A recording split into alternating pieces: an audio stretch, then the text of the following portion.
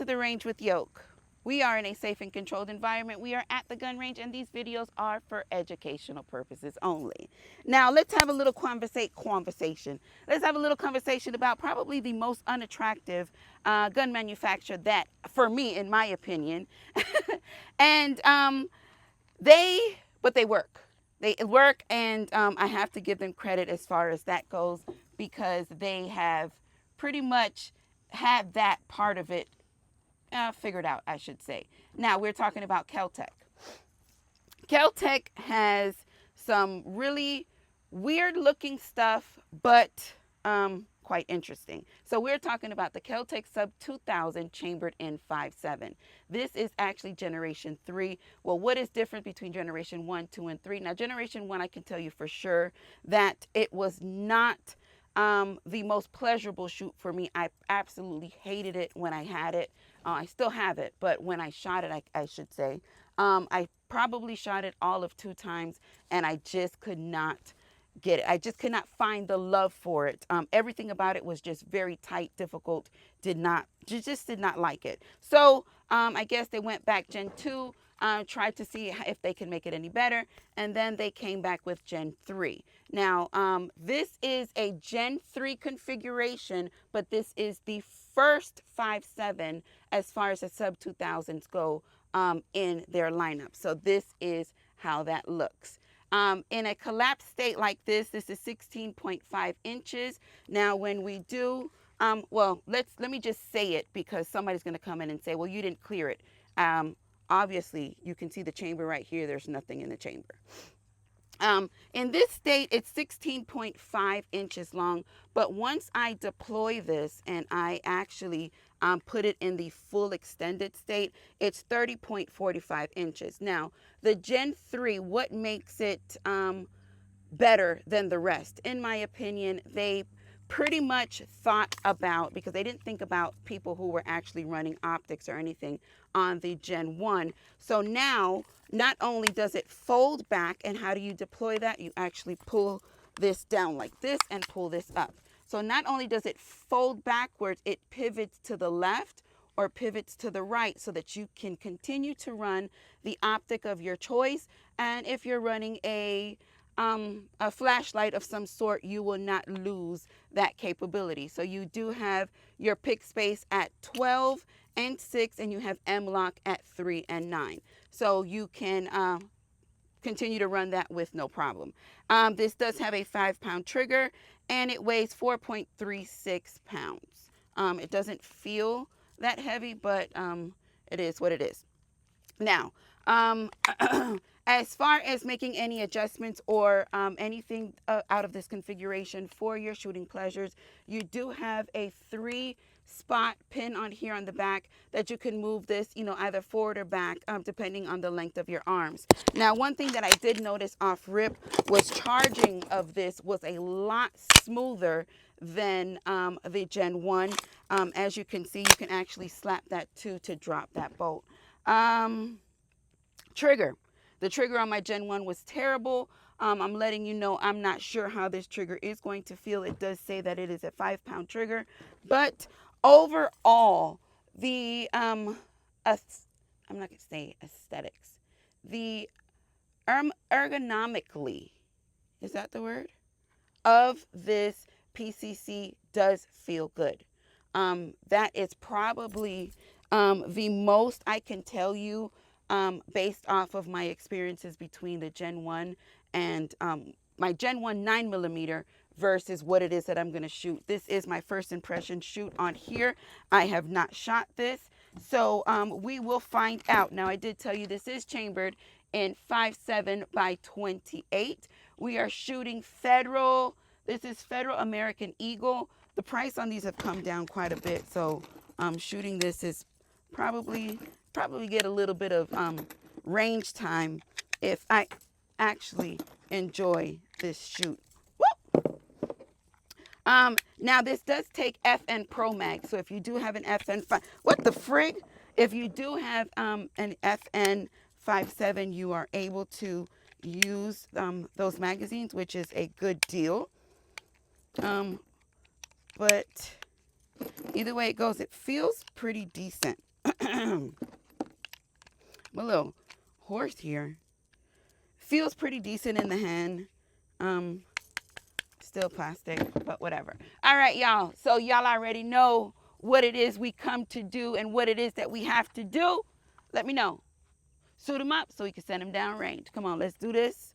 I have a piece of steel out there. I don't think it's going to make much noise or much sound because it is a 5.7, but we're going to find out. All right, loading. Loading is actually in the grip, so that is where your magazine goes. Let's give this a charge. Charge nicely. Get that shot.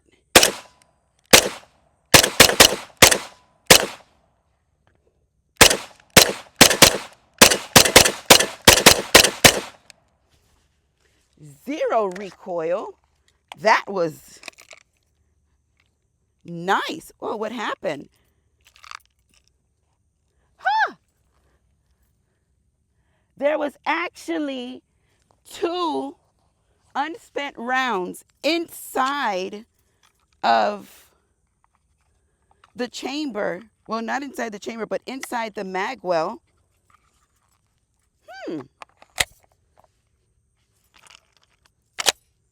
Interesting. Magazine feels like it's sitting properly. Now we're empty. Magazine empty and PCC is clear. Check, check, double check, and make sure that everything is clear when you are shooting. Safety first. I know I dropped one, but we're going to keep it moving. So far, I can tell you it does feel nice. Performance, we did have one situation. I'm not sure why it wasn't chambering those rounds. And they were actually just floating in there. But it did act like it was empty. But there was still something in that magazine. If I didn't mention, your safety switch is right here in your thumbs, the vicinity of your thumb. Very pretty easy to engage. Just make sure that is seated in there properly. Give that a slap.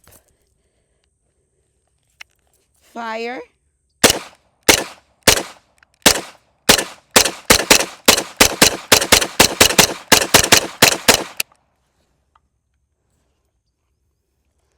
I think she like it. Whoa. Clear and empty.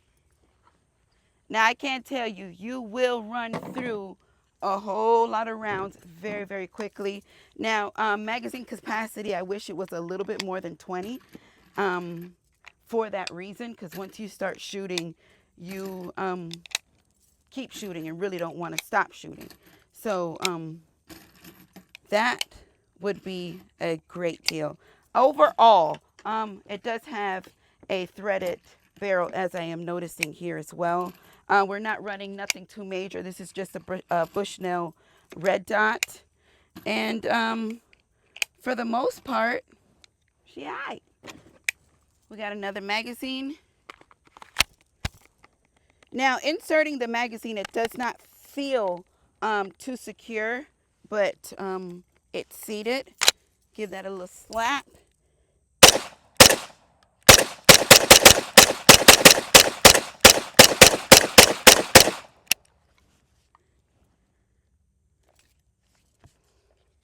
It's all right. I guess the fact too that it's collapsible, she's clear and empty, makes it that much more interesting too. Very, very lightweight, which is a plus. So breaking this down or just collapsing this into that 16-inch would definitely be very mover friendly. When I say mover friendly, meaning you would be able to put it somewhere and take it along with you. So it's a good deal. 5.7 is also a very nice round too. We have crossed that 100 mark.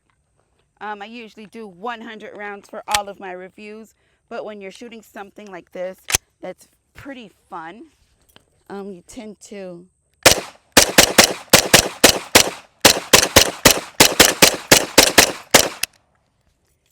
kind of want to keep going. Wow, this is nice. She's clear and safe. Magazine is empty. I like it. And I think what I like too is the fact on how light it is. As far as heat goes, we're maintaining the heat very, very well. It is just a little bit warm, but it's not hot, which is good. Let me give you one more magazine. I don't know, maybe two. But so far I like it. Got that beautiful sunrise out here this morning. Yeah, I think that's probably, I would say, the only thing that I feel like, and it's a mind thing for me. See how the magazine is a little wobbly? It just makes me feel like it's not seated properly, but it is. Can y'all even hear that steel?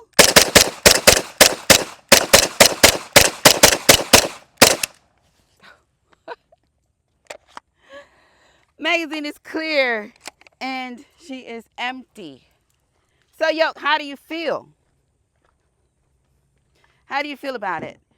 Honestly, I wasn't sure how I was going to feel just because of my prior experiences with it. But as I tell you all the time, I do not let those type of things influence my opinions or anything else. Oh, my hands are dirty with something that it is that I am trying out for the first time. So I can say honestly, when I first held it, it felt exactly the same. I was like, this is not going to be any different. But actually, when I started feeling it out, pulling back the charging handle, actually engaging the trigger without actually shooting, because this is my first time shooting this, I was like, this is not that bad. It feels like they went back and they made some adjustments and changes to this, which is a good thing. So, it's a pass. It's a pass for me. So what we are talking about here is the Kel-Tec Sub2000 Gen 3 chambered in 5.7. Gets a pass from me. You do have a loop here for you to add a sling of your choice, and you do have a lot of M-lock space if you want to go ahead and run something of that choice, or if you want to one-point it, whatever it is that you want to do. If I didn't mention, I think I did, it is threaded for you to run suppress if you like. But overall, she all right. So what did y'all think? How did y'all feel? What did y'all see with the Kel-Tec Sub2000 chambered in 5.7? If you have one, let me know. Drop it in the comments. This is actually the Gen 3. Let's talk. Let me know. Oh, shoot. Now, that was not supposed to happen. I just wasted all my rounds. Yoke Gang, thank you so much for joining. If you have not yet checked out www.yokegang.com, make sure that you do pick up a t-shirt or patch, support the channel.